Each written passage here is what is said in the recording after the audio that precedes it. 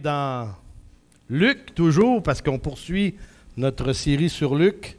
On a...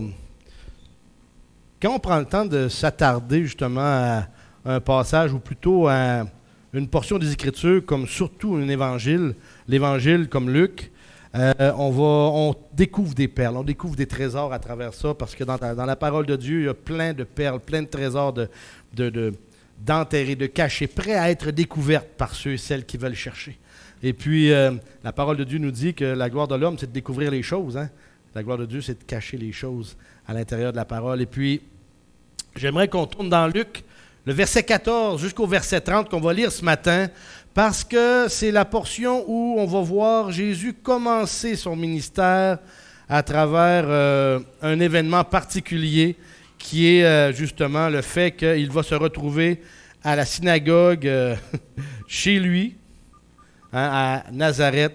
Et ça fait en sorte qu'à travers cette déclaration-là qui va se produire, bien, on va voir des choses. Déjà, le peuple réagit à l'enseignement de Jésus. Alors, Luc, chapitre 4, verset 14, jusqu'au verset 30 dans la parole de Dieu.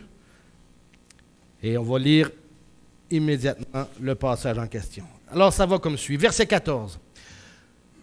Jésus, revêtu de la puissance de l'Esprit, retourna en Galilée, et sa renommée se répandit dans tout le pays d'alentour. Il enseignait dans la synagogue, et il était glorifié par tous. Il se rendit à Nazareth, où il avait été élevé, et selon sa coutume, il entra dans la synagogue le jour du sabbat. Il se leva pour faire la lecture, et on lui remit le livre du prophète Ésaïe. L'ayant déroulé, il trouva l'endroit où il était écrit « L'Esprit du Seigneur est sur moi, parce qu'il m'a oint pour annoncer une bonne nouvelle aux pauvres. Il m'a envoyé pour guérir ceux qui ont le cœur brisé, pour proclamer aux captifs la délivrance, aux aveugles le recouvrement de la vue, pour renvoyer libres les opprimés, pour publier une année de grâce du Seigneur. » Ensuite, il roula le livre, le remit au serviteur et s'assit. Tous ceux qui se trouvaient dans la synagogue avaient les regards fixés sur lui. Alors il commença à leur dire, « Aujourd'hui, cette parole de l'Écriture que vous êtes venus d'entendre est accomplie. » Et tous lui rendaient témoignage. Ils étaient étonnés des paroles de grâce qui sortaient de sa bouche. Et ils disaient, « N'est-ce pas le fils de Joseph? » Jésus leur dit, « Sans doute, vous appliquerez ce proverbe, « Médecin, guéris-toi toi-même. » Et vous me direz, « Fais ici dans ta patrie tout ce que nous avons appris que tu as fait à Capernaum. » Mais ajouta-t-il, « Je vous le dis en vérité, aucun prophète n'est bien reçu dans sa patrie. Je vous le dis en vérité, il y avait plusieurs veuves en Israël du temps d'Élie, lorsque le ciel fut fermé 3 ans et 6 mois, et qu'il y eut une grande famine sur toute la terre. Et cependant, Élie ne fut envoyé vers aucune d'elles, si ce n'est vers une femme veuve, à Sarepta, dans le pays de Sidon. Il y avait aussi plusieurs lépreux en Israël du temps d'Élisée, le prophète, et cependant, aucun d'eux ne fut purifié, si ce n'est Naaman, le Syrien. Et ils furent tous remplis de colère dans la synagogue lorsqu'ils entendirent ces choses. Et s'étant levés, ils le chassèrent de la ville. Ils le menèrent jusqu'au sommet de la montagne sur laquelle leur ville était bâtie, afin de le précipiter en bas. Mais Jésus, passant au milieu d'eux, s'en alla. On va prier. Père éternel, on est devant toi ce matin encore une fois. Et Seigneur, on va regarder une portion des Écritures, une portion, Seigneur, qui nous voit, où on voit Jésus commencer à... commencer son ministère, et il commence son enseignement. Et Seigneur, on voit combien, ou plutôt comment la foule réagit lorsque Jésus commence à annoncer des vérités et des choses, des prophéties qui s'accomplissent, et ainsi de suite. On voit que le peuple, malheureusement, n'a pas le cœur ouvert et réceptif comme ils auraient dû l'avoir.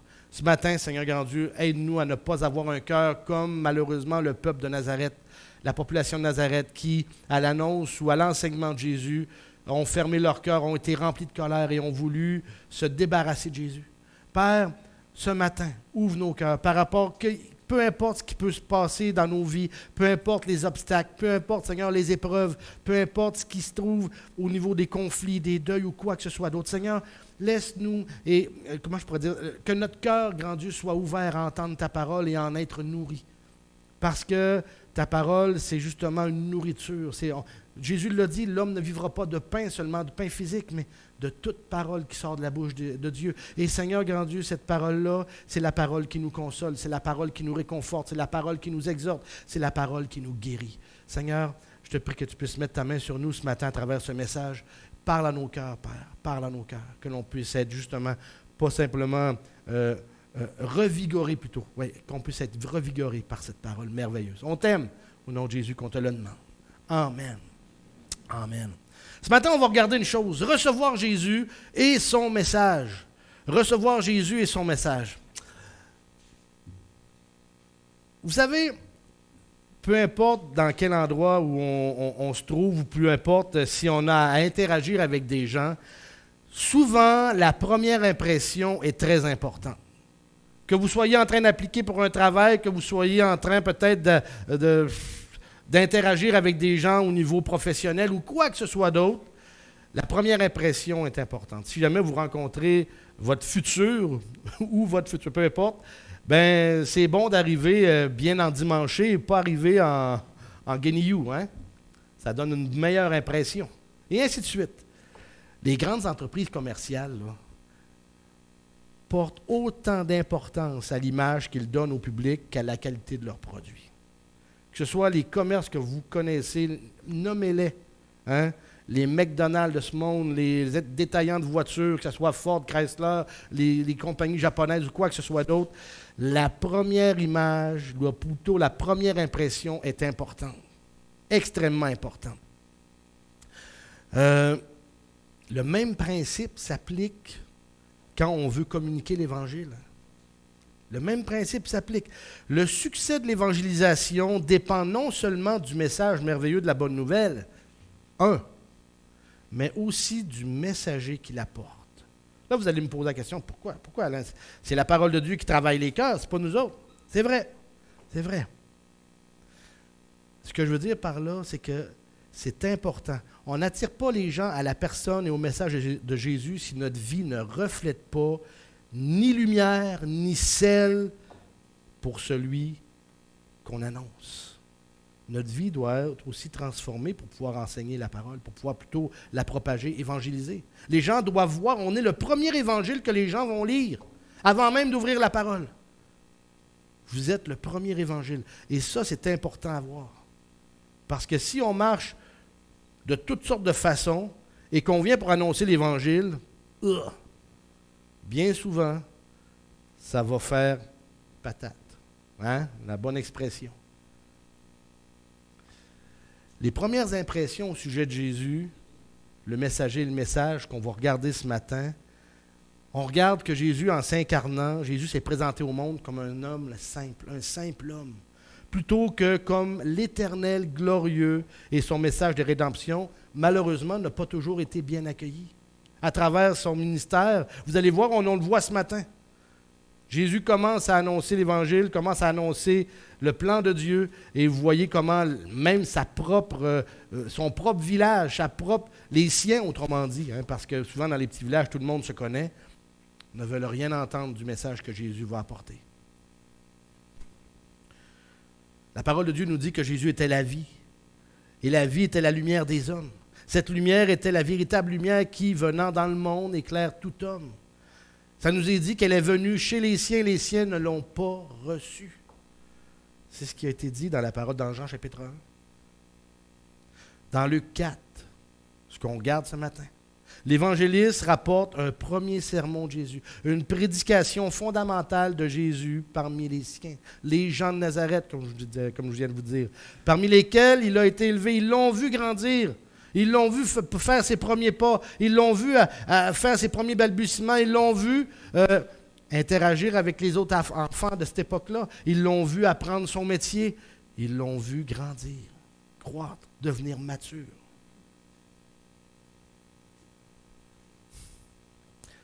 Luc, ce matin, rapporte le message de Jésus et la réaction des gens. La réaction des gens qui, malheureusement, pour eux, ont rejeté et la personne et le message.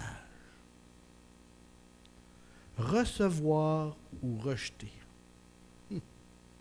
Recevoir ou rejeter la personne et le message de Jésus est aussi crucialement important pour nous aujourd'hui.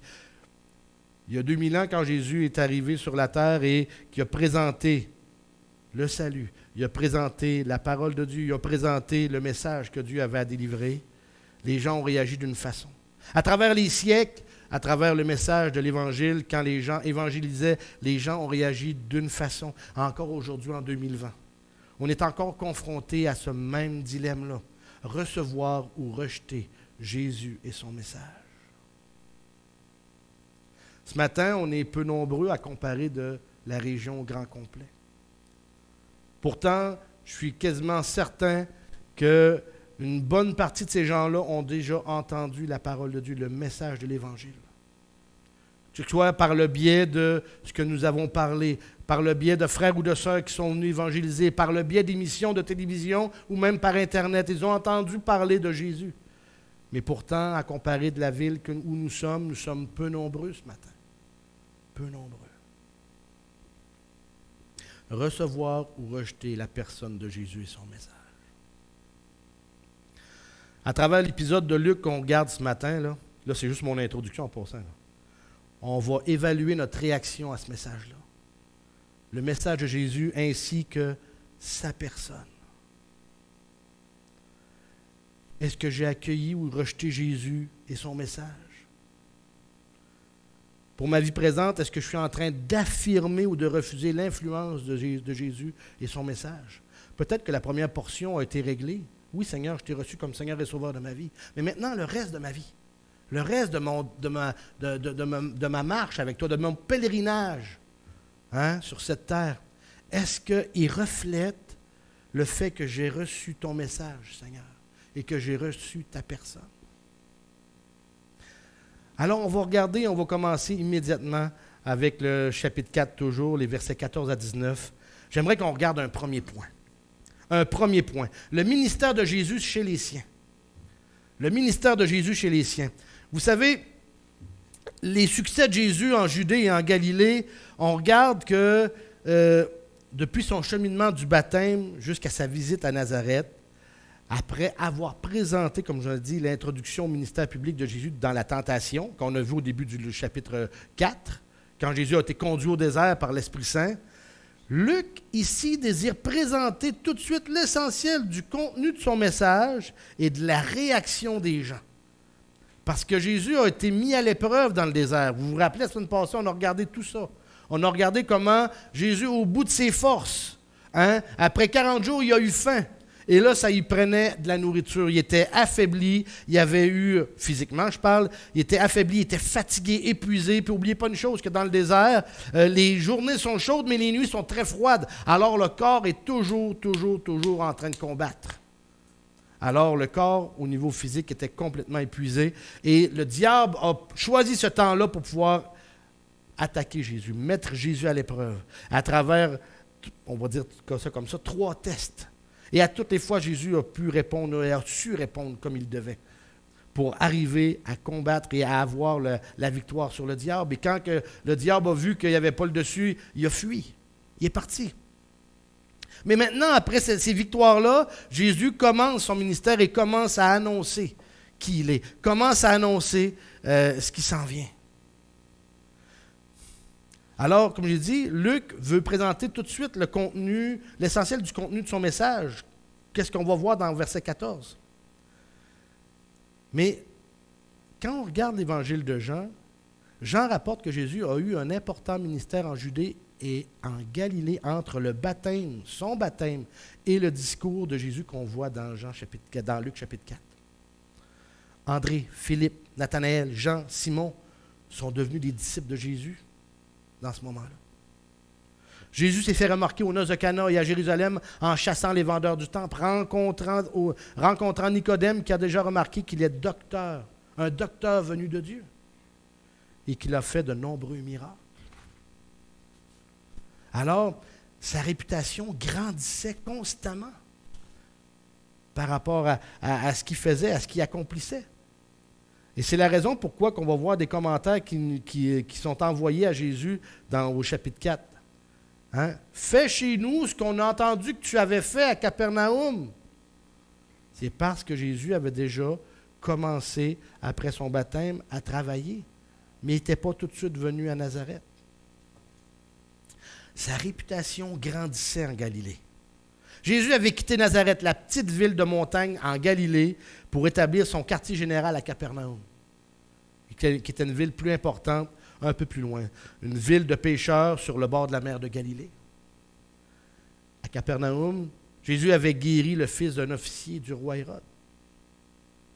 Les gens de Nazareth avaient eu vent des miracles de Jésus à Capernaum et de sa popularité grandissante dans tout le pays d'Israël. Le fils de Joseph, le charpentier de Nazareth, était devenu un personnage connu en Israël. Maintenant, Jésus revient à Nazareth. Et Jésus revient à Nazareth et sa coutume était d'aller à la synagogue. On va juste repasser justement le verset 16. Ça dit au verset 16, « Il se rendit à Nazareth où il avait été élevé. Et selon sa coutume, il entra dans la synagogue le jour du sabbat. Et il se leva pour faire la lecture. » Jésus a eu l'habitude de se rendre à la synagogue pour entendre la parole de Dieu et pour louer Dieu. C'est sûr qu'une petite ville comme Nazareth, il n'y avait probablement pas les plus grands preachers du temps qui allaient là. Hein? Ils devaient se tenir à Jérusalem ou dans les grandes villes, au niveau de la Judée et de la Galilée, mais surtout en Judée. Alors, même s'il n'y a pas eu, Jésus n'a pas eu les messages les plus éloquents au niveau de l'enseignement de la synagogue, il était fidèle à utiliser le sabbat pour célébrer Dieu et recevoir son enseignement.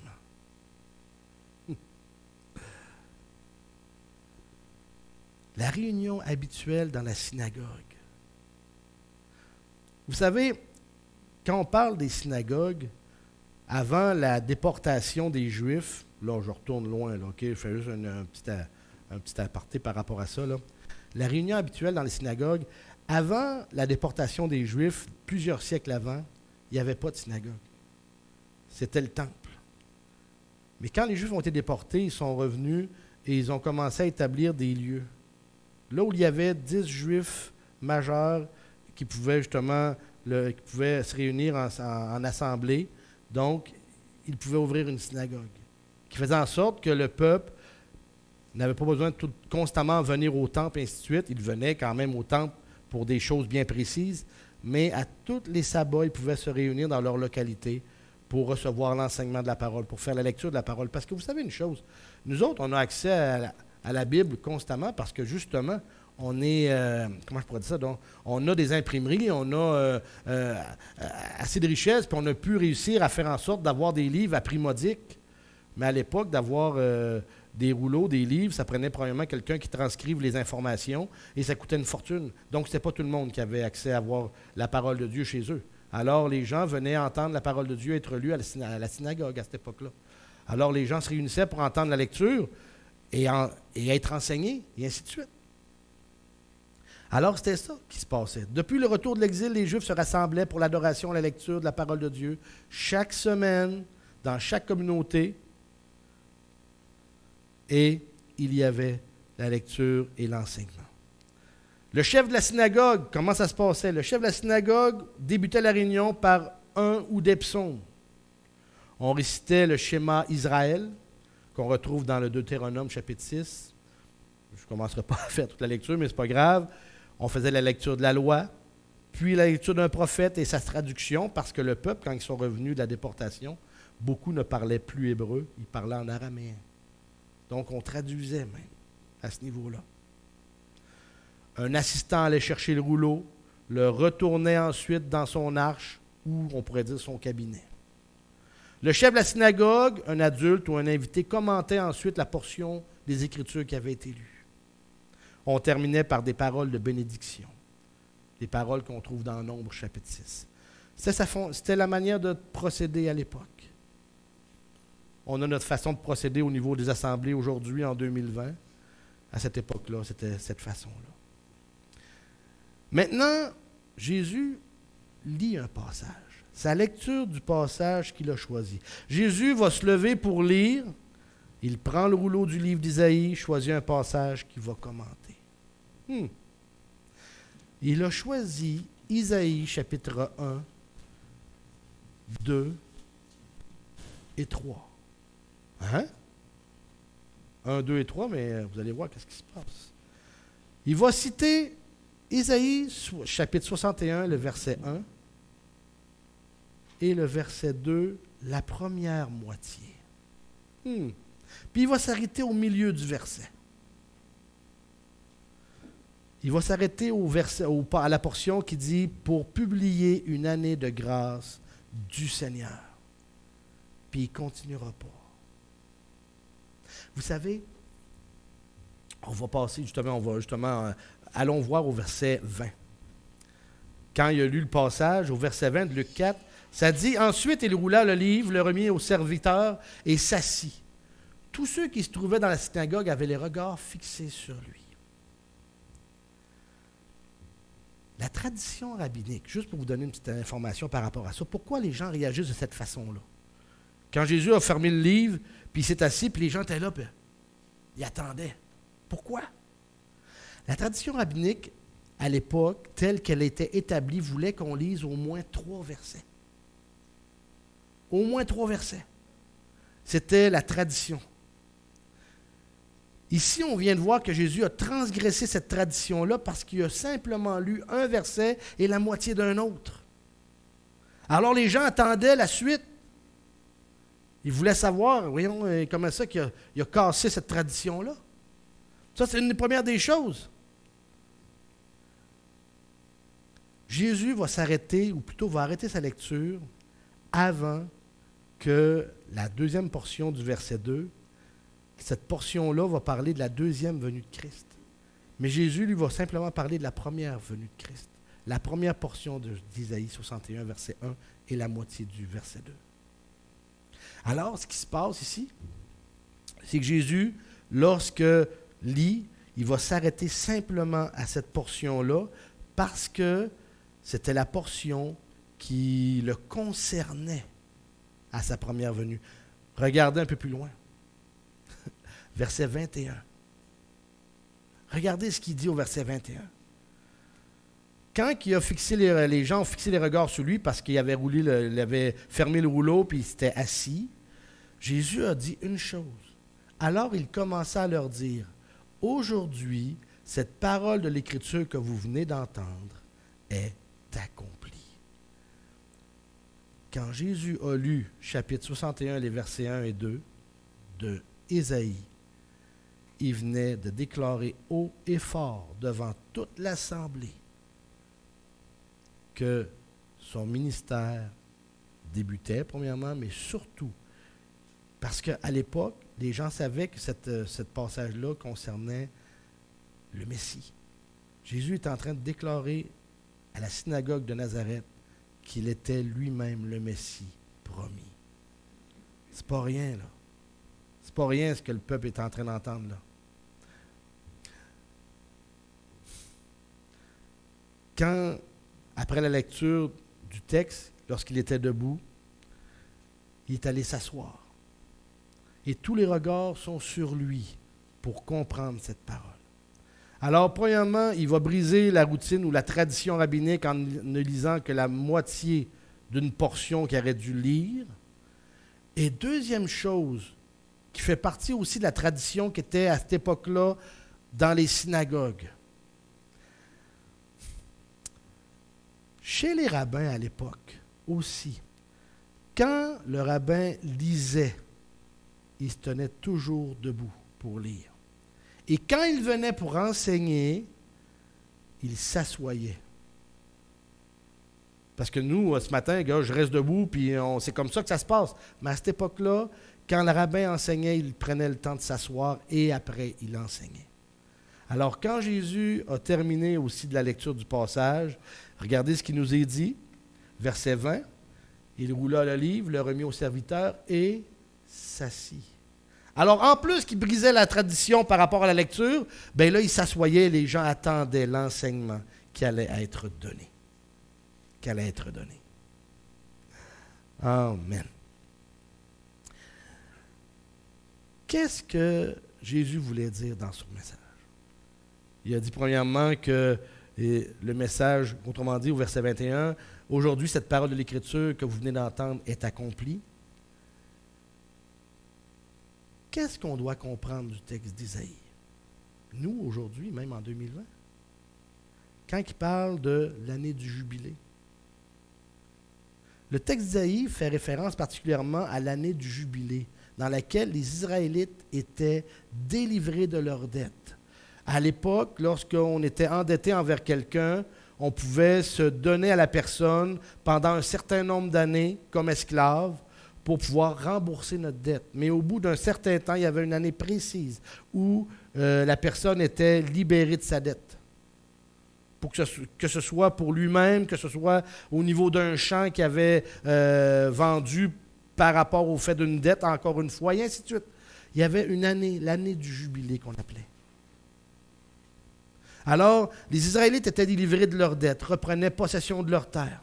Dieu avait établi l'année du jubilé comme une année de manifestation de sa grâce envers son peuple pour publier la délivrance et la liberté.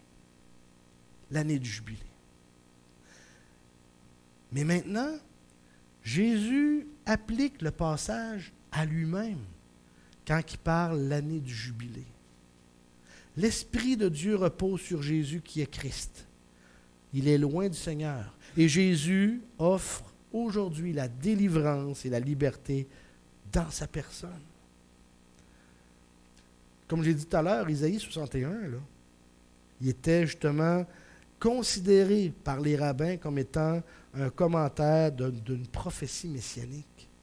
Et c'est ça qu'il y a de plus merveilleux, c'est de voir que Jésus, justement, est en train de se déclarer lui-même Messie. Et là, la population n'accepte pas cette déclaration-là par rapport à ça.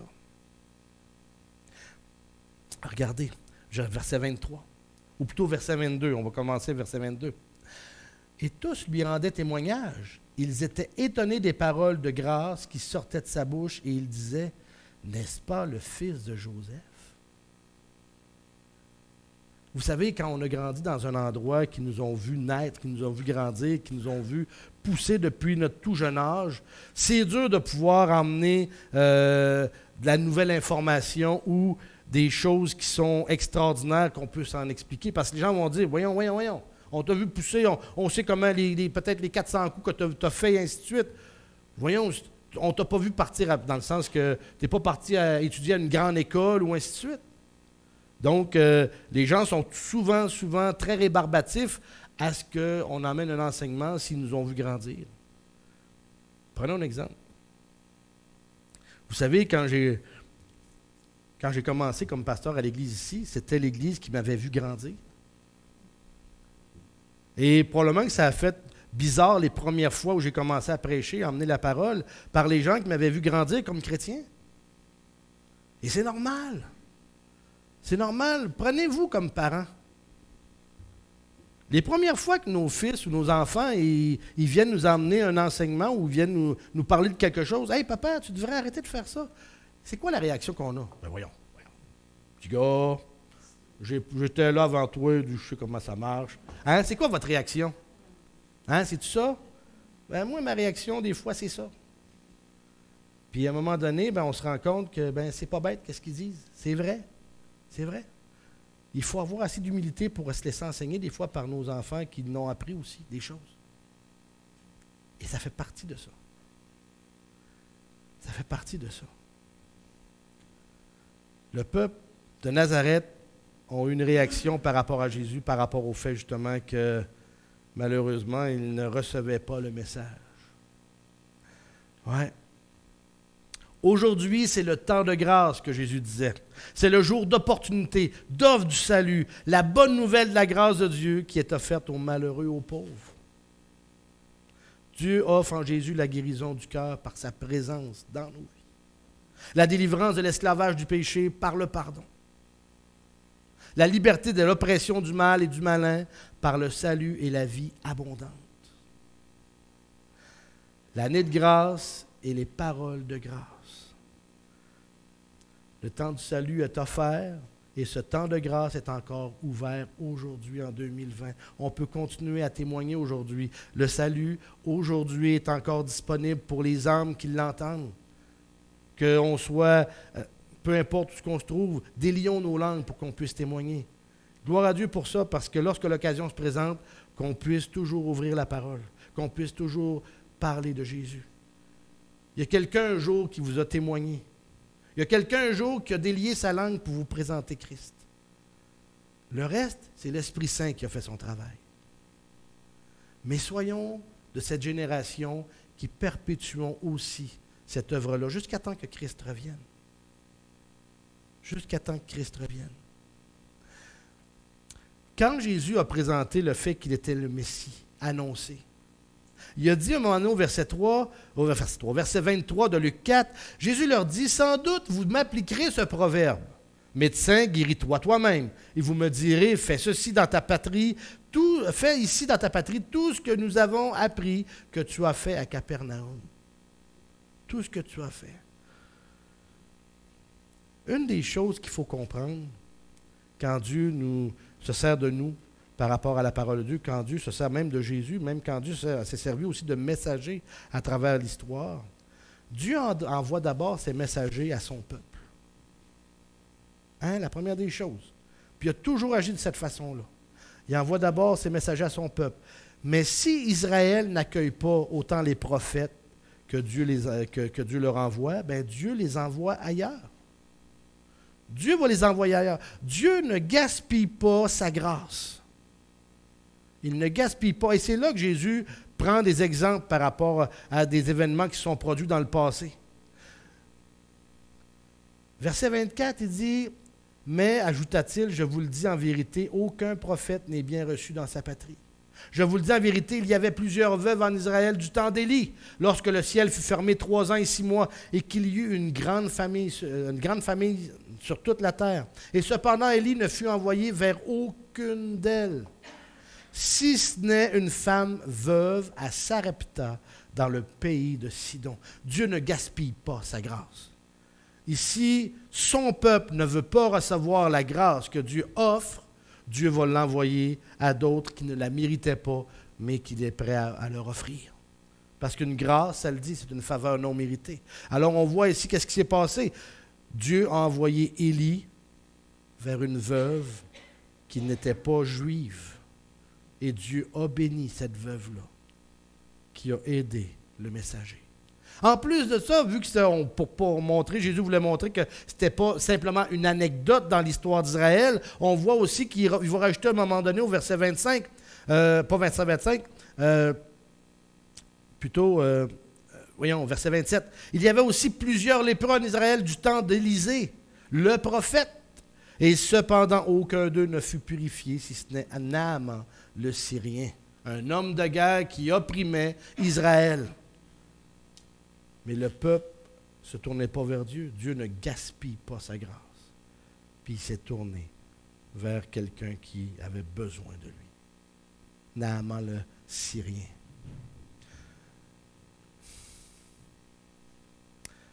Comment les gens vont réagir au message? On voit que les gens à l'époque de Jésus, dans le pays de Nazareth, ou dans la ville de Nazareth, les gens ont mal réagi. Les gens ont réagi vraiment avec une colère énorme, tellement qu'ils voulaient s'en débarrasser. Tellement qu'ils voulaient s'en débarrasser. Bien que les gens à Nazareth étaient émerveillés par les paroles de grâce de Jésus, ils n'ont pas accepté son identité de Messie. Ils voulaient juste dire, il parle bien, c'est vrai, il parle bien, mais non. On l'a vu grandir, c'est pas le Messie. C'est ça que ça voulait dire. Son apparence humble, sa descendance humble, ne correspondait pas à son discours. C'est pour ça que Jésus s'est mis à dire, « Médecin, guéris-toi toi-même. » Tu dis que tu es Messie, tu es roi, tu es bien mal représenté. On t'a connu comme charpentier, fils de charpentier. Alors le peuple, à travers l'orgueil qu'ils ont, sont en colère, rejettent Jésus, et pas simplement le rejeter, ils voulaient s'en débarrasser, l'oppression qui règne. de voir que Jésus est en train de les enseigner sur le fait que Dieu s'était tourné vers des non-juifs pour manifester sa bonté, son année de grâce, a rempli de colère les gens de Nazareth, qui s'est transformé en rejet et en oppression. Ils ont beau avoir aimé son sermon, mais ils l'ont chassé de la ville et étaient même prêts à le jeter en bas dans un ravin et le lapider. Pourtant, Jésus est bien de la même lignée que des prophètes de l'Éternel de l'époque, qui ont été rejetés par son peuple. Le premier sermon présage déjà le rejet non seulement des gens de Nazareth, mais de toute la nation d'Israël. Jésus a laissé les gens de sa ville à leur sort parce qu'ils n'ont pas connu le temps où ils avaient été visités. Maintenant, on voit le passage ici qu'on a regardé au niveau de Luc chapitre 4, mais quelle est ma réaction maintenant à moi face au message de Jésus, face à qui est Jésus? Si c'était aujourd'hui, si Jésus se présentait ici, entrait dans la place et venait prendre ici la place et commençait à lire la parole de Dieu qui disait justement que c'était lui le Messie, quelle serait notre réaction? C'est une bonne question. Comment Jésus serait reçu à Thetford? Aller sur la place publique, disons dans la cour de l'Arena, disons, hein, un lieu public, là, ça passe beaucoup, et Jésus se met à prêcher. Est-ce qu'il y aurait des cailloux qui arriveraient dans sa direction? Est-ce que des gens appelleraient les autorités? Est-ce qu'il serait enfermé? Quelle serait la réaction de Thetford? C'est une bonne question. C'est une excellente question. Vous savez, le cœur de l'homme, malgré les progrès technologiques que nous avons aujourd'hui, malgré le fait qu'aujourd'hui, on a beau avoir des télévisions, des voitures, des cellulaires et ainsi de suite, le cœur de l'homme n'a pas changé du tout depuis ces années-là à aujourd'hui. Encore aujourd'hui, l'orgueil, la compétition, les envies, les passions, ça règne encore en maître. Des cœurs tordus, ça règne encore en maître. Et tout ce que vous pouvez imaginer de péché se passait à cette époque, se passe encore aujourd'hui.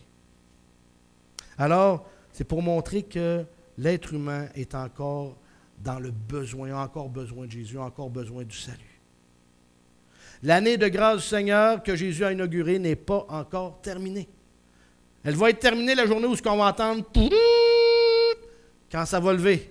Quand on va être enlevé en un clin d'œil, en un instant. Waouh! Là, ça va être la fête au village. Hein? Ça va être ça. Parce que vraiment, à ce moment-là, lorsqu'on va entendre la trompette de Dieu, puis qu'on va être enlevé en un clin d'œil, on n'aura pas le temps de dire ouf. On n'aura pas le temps de dire, les gens vont dire, je vais attendre juste au dernier moment là, avant que ça arrive. Non, ça va être terminé. Tu vas juste dire, pour vouloir commencer à dire, Seigneur, je te demande pardon, puis tu vas devoir passer à travers la tribulation. Tu vas devoir, si tu veux recevoir ou être sauvé, tu vas passer à travers de grandes tribulations. Tu vas passer à travers, tu vas entendre les 144 000 en train d'annoncer l'Évangile partout à travers le monde. Tu vas faire partie de cette multitude-là qu'on peut lire dans l'Apocalypse. Mais prépare-toi à la persécution. Prépare-toi à être brassé. Prépare-toi à être mis à l'épreuve avec la marque de la bête et ainsi de suite. En tout cas, plein de choses. Plein de choses. Mais aujourd'hui, l'année de grâce du Seigneur est inaugurée et ce n'est pas encore terminé. Alors délions nos langues. Délions nos langues. On peut encore recevoir Jésus, on peut encore recevoir son message. On peut encore rester insensible. Alors on est devant une décision ce matin. Jésus nous invite encore aujourd'hui à accueillir son message de salut et de vie abondante.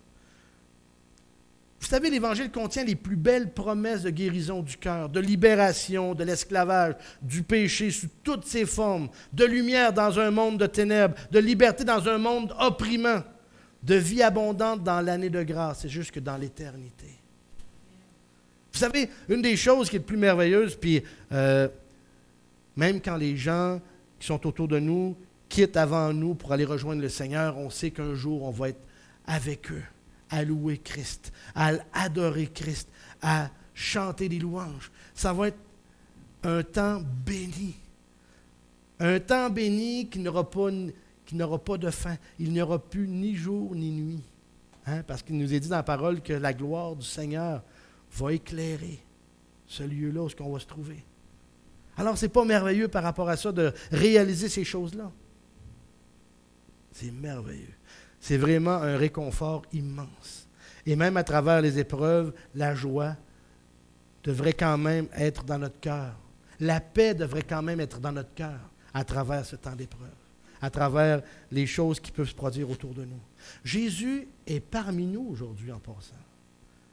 Jésus est parmi nous parce que justement, il l'a dit à la fin, je suis avec vous tous les jours jusqu'à la fin du monde. Jusqu'à la fin du monde. Ce sont des promesses qui ont été lancées et qui nous sont destinées aussi à nous. Alors, maintenant que nous avons entendu ce que Jésus avait dit à la synagogue de Nazareth et que le peuple a complètement, la colère les a envahis et qui ont voulu s'en débarrasser, aujourd'hui, nous, quand on a reçu Christ comme Seigneur et Sauveur, prenons garde à la manière dont nous avons entendu sa parole. Prenons garde à la manière dont on se comporte aujourd'hui par rapport au fait que maintenant qu'on a reçu Christ, on lui appartient. On ne s'appartient plus, mais on lui appartient. Ça me fait penser un peu comment je pourrais dire ça, donc?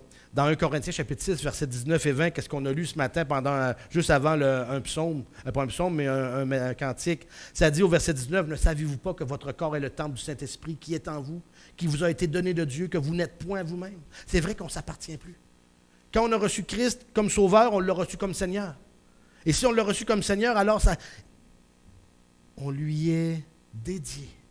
Verset 20, « Car vous avez été achetés à un grand prix. Glorifiez donc Dieu en votre corps et en votre esprit qui appartiennent à Dieu. » Votre esprit et votre corps appartiennent à Dieu.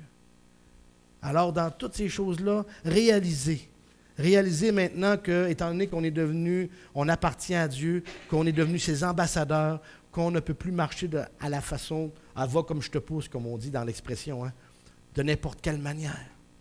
Notre attitude est importante maintenant.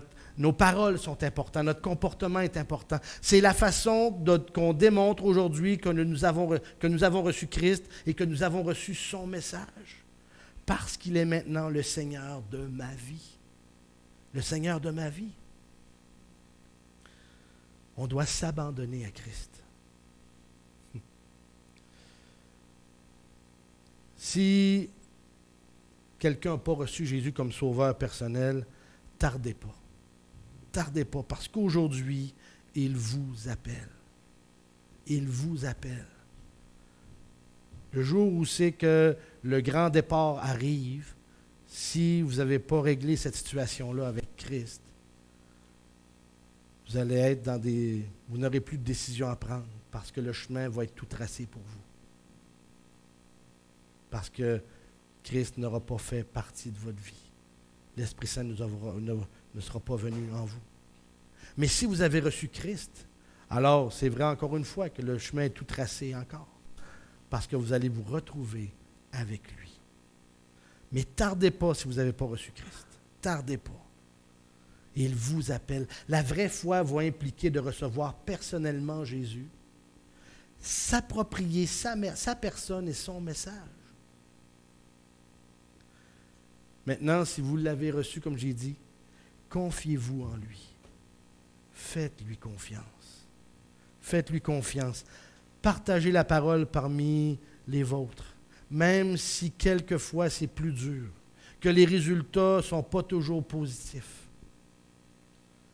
Jésus nous a montré la voie, parce que lui-même, quand il est venu chez les siens ne l'ont pas reçu. Mais nous, maintenant, on est appelés à travailler, à œuvrer jusqu'à l'heure du grand départ. Amen. Prions. Père éternel, on est devant toi, Seigneur grand Dieu. Béni sois-tu. Père, tu es un Dieu merveilleux, un Dieu puissant. Et Seigneur, on sait qu'on est dans tes mains maintenant. On est dans tes mains et que pour toujours, Père éternel, on sait qu'on va être dans ta présence. Je sais, Père, qu'actuellement, lorsque notre pèlerinage sur la terre, des fois, est un peu plus difficile, des fois, on pense que tu es loin, c'est nous souvent qui sommes loin. Mais, Seigneur, tu es toujours à côté de nous, à nous tenir la main. Père, ce matin, réconforte les cœurs qui sont meurtris. Réconforte les cœurs qui sont en deuil. Réconforte, Seigneur, les cœurs qui sont dans la peine. Et aussi, Seigneur grand Dieu, fortifie ces mêmes cœurs. Fortifie les cœurs de chacun d'entre nous ce matin ici. Seigneur, je ne connais pas le quotidien de chaque personne ce matin, mais toi, tu le sais. Toi, tu les connais. Personne ne connaît les cœurs de chaque personne ce matin, Seigneur.